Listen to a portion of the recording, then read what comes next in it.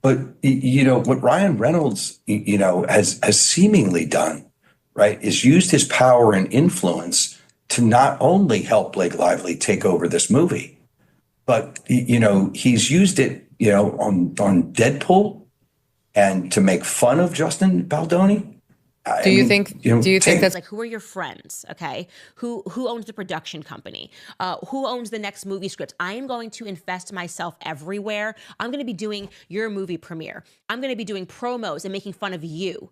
Right? I'm going to put myself in the end credits. Like, this is like psychotic behavior. From Blake? Sure. If you haven't caught up with the latest headlines, don't worry. We've got you covered. Ryan Reynolds just got kicked out of Marvel. Well, at least that's what the internet is saying. One moment, Ryan was all set for Deadpool and Wolverine, cracking jokes, pulling off his usual wild marketing stunts. The next? He's caught up in a massive Hollywood scandal, with rumors swirling that Disney and Marvel have cut him loose. Are you going to sue Blake Lively too? into oblivion, Megan. Wait till you see this lawsuit. Oh boy. Well, for what? Ryan and Disney haven't always seen eye to eye, mostly because Deadpool's R-rated humor clashes with Disney's family-friendly image. But this time, the drama runs much deeper. According to insiders, Ryan wasn't just causing trouble on set, he was allegedly stirring up something much bigger. And it all leads back to Justin Baldoni, the actor and director locked in a high-profile legal battle with Ryan's wife, Blake Lively. So, what happens when one of Marvel's biggest stars gets a little too involved in off-screen drama? Marvel steps in. And if the latest reports are true, they may have stepped in so hard that Ryan won't be stepping back into the MCU at all. Rumors say Ryan confronted a senior executive at WME, expressing his anger towards Baldoni, even suggesting the agency was protecting a dangerous person. When the news hit social media, fans split into two groups. Some refused to believe it. After all, Ryan is Deadpool. Would Marvel really throw away one of its biggest moneymakers over a behind-the-scenes dispute? But others weren't so sure. Marvel and Disney have shown they're not afraid to cut ties with stars caught in controversy. Jonathan Majors, anyone? Now, with Ryan deeply tangled in the scandal involving Baldoni, Blake, and It Ends With Us, fans are asking, did he finally cross a line Marvel wasn't willing to ignore? Some even argue that Ryan's actions against Baldoni amount to high treason. But wait, it gets messier. Right in the middle of this chaos stands Ryan's longtime friend, co-star, and professional roast buddy, Hugh Jackman. Fans are dying to know, where does Hugh stand in all of this? Is he backing Ryan, distancing himself? Does he even know the full story? And most importantly, is Ryan Reynolds really out of the Marvel Cinematic Universe for good? That's a lot of questions. But if there's one thing we know about the internet, it never lets things go. Buckle up, because this Hollywood scandal is just getting started. It's not every day a guy gets to interview the love interest of his best friend's wife, and the guy trying to replace Ryan as a husband, and me as his best mate. Holy So listen, I've just got one question. What the hell are you doing messing with my best buddy's wife? Sir, I have no idea. No, it's not. Let's rewind for a second. If you've been online recently, you've probably seen the explosive lawsuit between Blake Lively and Justin Baldoni. A scandal. So messy, it's shaking up Hollywood. Lively has been on a mission to take down Baldoni, throwing serious allegations his way that have sent shockwaves through the industry. She claims he's a manipulative, power-hungry filmmaker who engaged in workplace misconduct during the making of It Ends With Us. But here's the catch. No real evidence has surfaced to back up these claims. In fact, Baldoni's team hit back, hard, poking holes in Lively's accusations and even proving that some of them, like the so-called intimacy coordinator scandal, were completely fabricated. I just really want to be friends with you. Like, he literally tells Ryan he wants to be friends with you. And I could just see Ryan sitting there like, yes, this is exactly what I want, a puppy to kick in the mouth. And you'll do what I say. It's hard to believe that Blake pulled all of this off alone.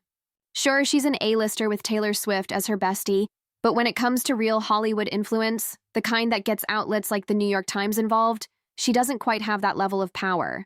And that's where things take a darker turn because she wasn't the only one behind this. What if I told you the real mastermind was none other than Ryan Reynolds himself? Yep, Deadpool doesn't just scheme on screen, He's allegedly been orchestrating a behind-the-scenes takedown in real life. According to industry insiders, Ryan wasn't just a supportive husband.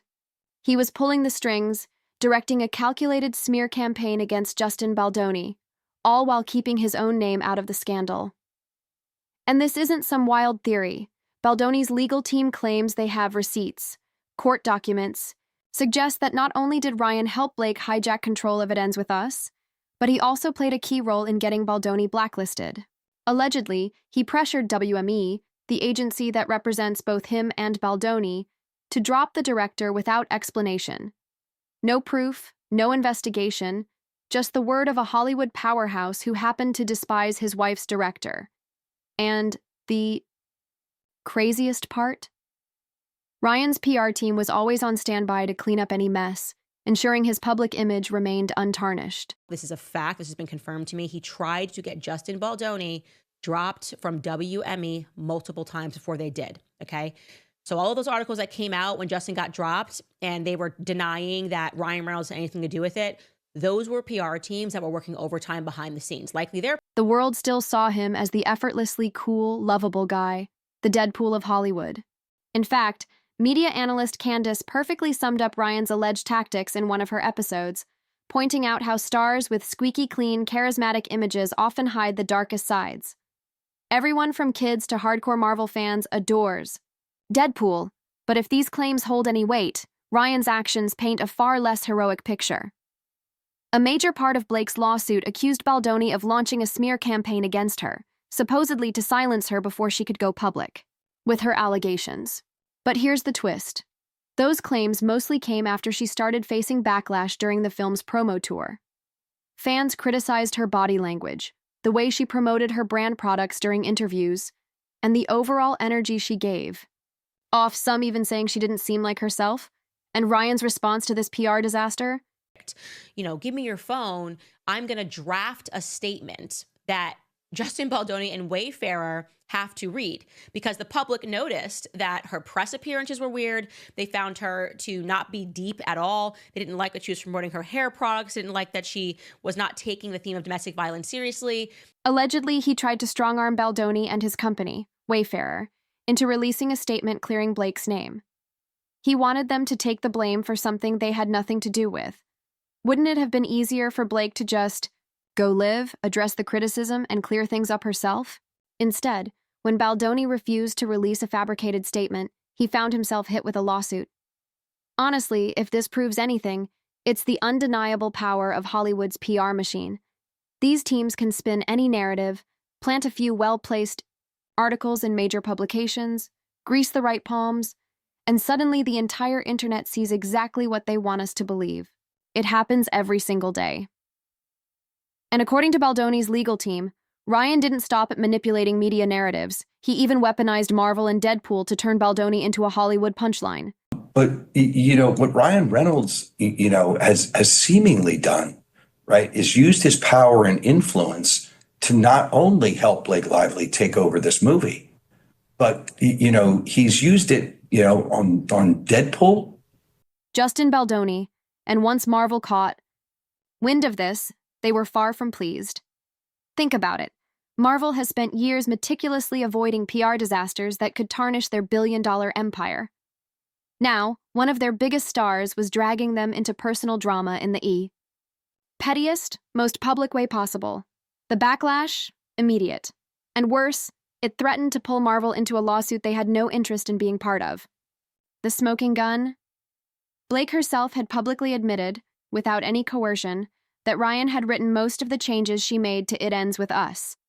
That alone was enough to prove that he had been at the center of this scandal from the very beginning. Marvel wasn't about to sit idly by while their leading man entangled himself in controversy. But things escalated when they realized he hadn't just pushed the narrative against Baldoni. He had allegedly woven it into their upcoming blockbuster. That's right, Deadpool 3. According to Baldoni's legal team, Ryan wasn't satisfied with just taking legal action. He wanted to humiliate Justin Baldoni on the biggest stage possible, through Hollywood itself. And if you've been paying attention to this saga, you might never look at Deadpool and Wolverine the same way again. Let's break it down. Two specific characters in the film have been flagged as veiled jabs at Baldoni, characters that, at first glance, seem like just another part of Deadpool's signature fourth-wall-breaking humor. First up, Nicepool, a Deadpool variant played by Ryan himself, who at first seems like another quirky addition to the multiverse. But look closer. The resemblance is uncanny. Nicepool sports a signature look, a man bun. Sound familiar?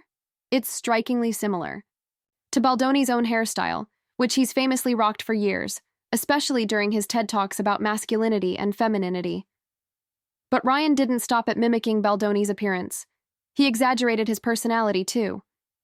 Nicepool is portrayed as an over-the-top, self-righteous feminist who constantly reminds everyone of his moral superiority. Sound familiar? Baldoni's legal team certainly thought so. And then there's the dialogue.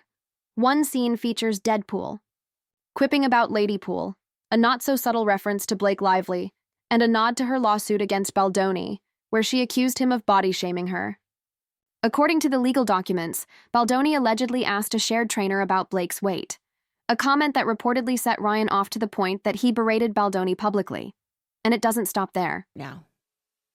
And I guess you've already met Mary Poppins, a.k.a. Dogpool. Careful where you put your hand. She's 90% G-spot, and she'll let you know it.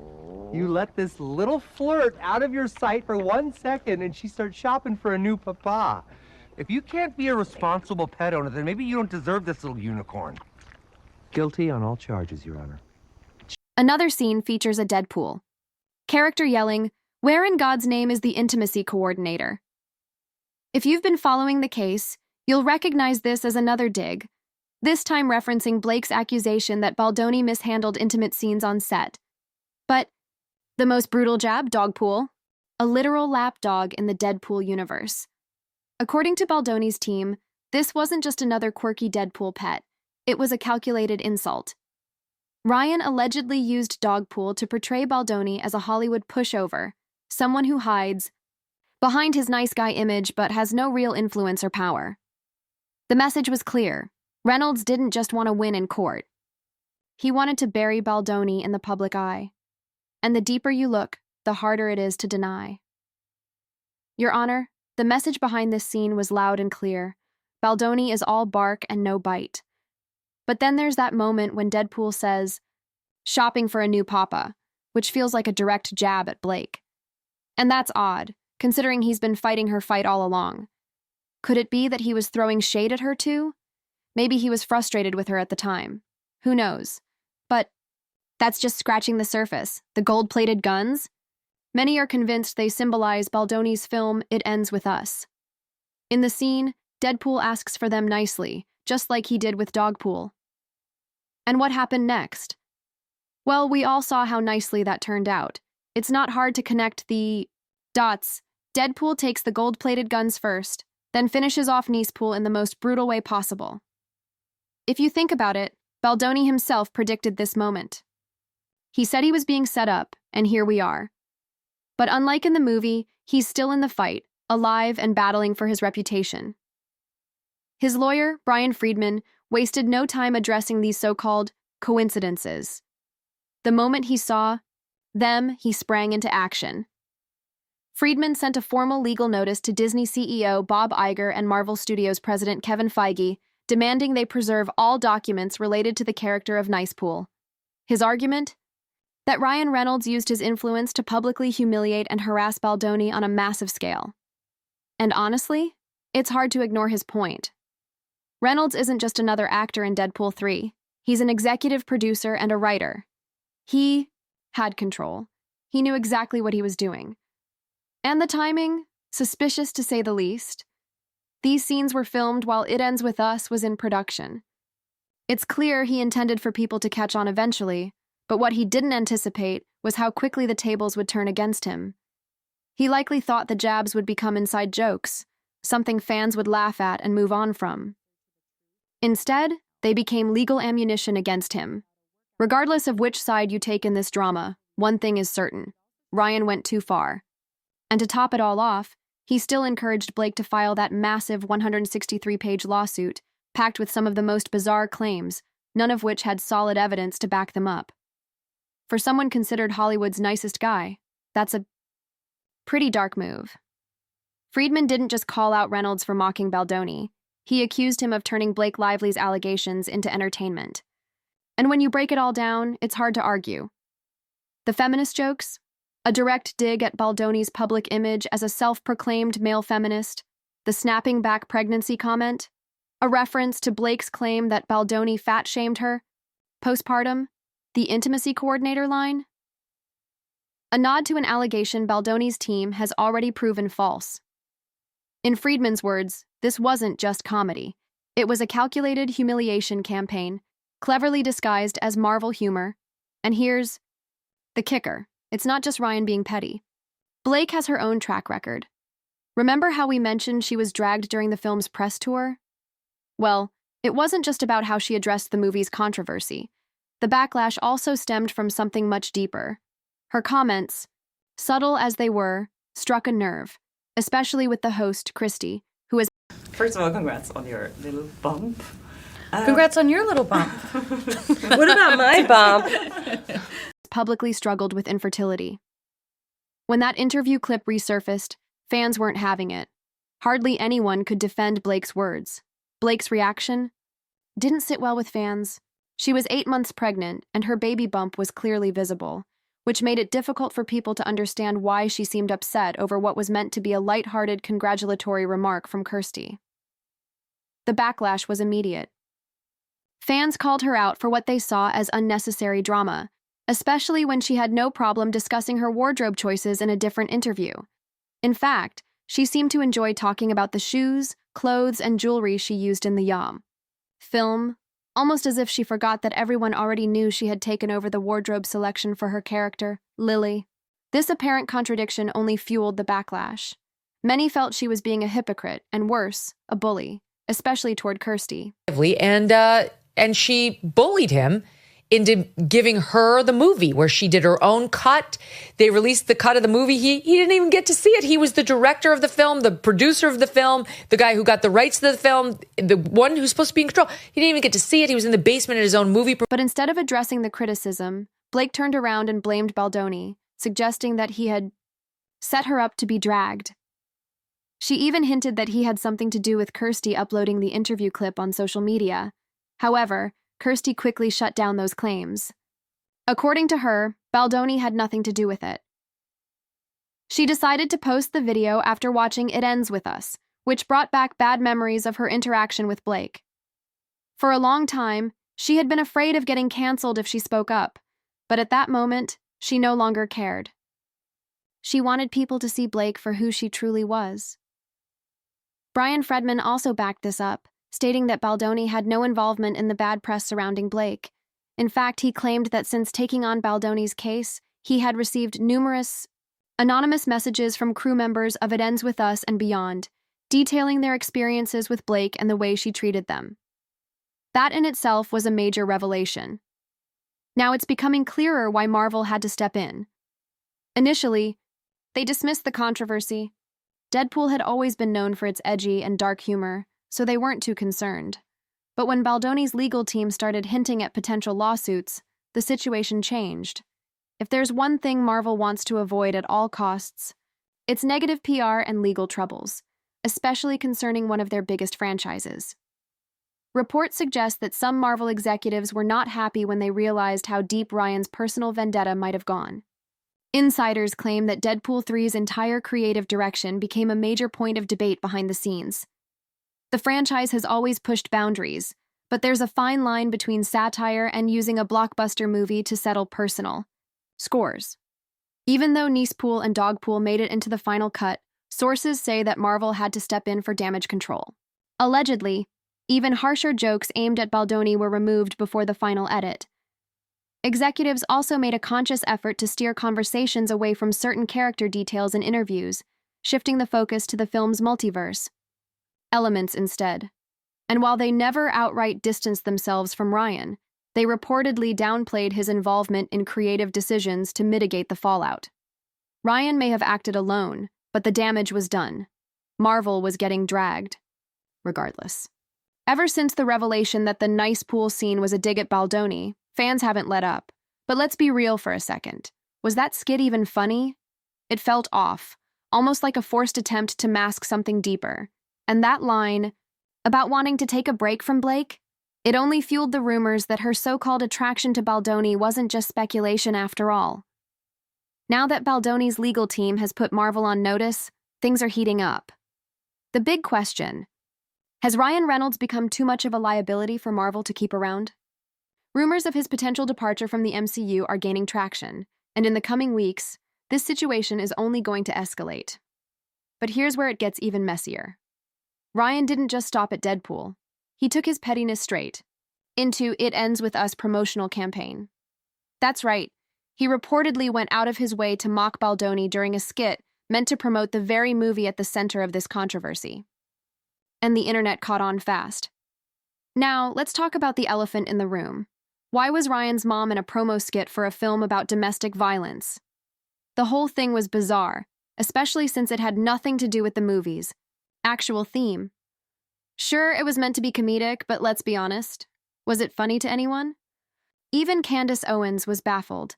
And here's something to really think about. Why was Ryan pouring this much energy into promoting a film he wasn't even contractually involved with? He wasn't getting paid a dime for it, yet he somehow had enough influence to shape its marketing? That's next level strange, but if you thought that was weird, buckle up, because Ryan took things even further. This is where a lot of people completely lost it. Maybe the joke in this part went over our heads, but the fact that people have to analyze it just to understand it proves how unsettling it really was. If you get it, feel free to explain. Because from where we're sitting, it just seemed off and This point, Justin Baldoni's lawyer Brian Friedman was done playing nice. First Deadpool, now a promotional skit. Friedman went into full attack mode, calling out Ryan's hypocrisy and accusing him of turning a serious lawsuit into a joke, a bad joke at that. But let's give credit where it's due. Baldoni took all the backlash in stride. He stayed quiet, letting Blake Lively control the narrative because he knew any major scandal could jeopardize the film's success. Sure, he had financial stakes in it, but the fact that he risked his own career just to keep the movie afloat, that was a bold move, and he paid the price for it. Think about this. He and his editors were reportedly shut out from the final cut of It Ends With Us. Meanwhile, insiders claim Ryan Reynolds was involved in key legal meetings between Blake and her lawyers, allegedly giving input on how to spin the media narrative against Baldoni. He supposedly leveraged his Hollywood connections to push the story in his favor, hence the New York Times angle. And now? The same smear campaign was allegedly bleeding into the entertainment industry itself. If Baldoni didn't have those receipts, and lawyers like Friedman backing him, he might have been completely crushed by Hollywood's power players, with no one batting an eye. Imagine being mocked in a Marvel movie just because the lead actor personally despises you. That's next-level petty Marvel. Hates bad press, yet here's Ryan, dragging them into a potential lawsuit and making waves in another studio's promotional campaign. If they were already distancing themselves from him after Deadpool, this skit might have been the final straw. Think about it. If Ryan was still considered one of Marvel's key players moving forward, why haven't they publicly backed him? Not only have they refused to comment on the controversy, but even high-level executives are avoiding the subject entirely. If he was truly safe, wouldn't they just say so? It's clear that Ryan Reynolds' once flawless reputation has taken a major hit. The whole nice guy persona, dead and buried. People are finally calling him out for what they believe he really is. Recovering from this?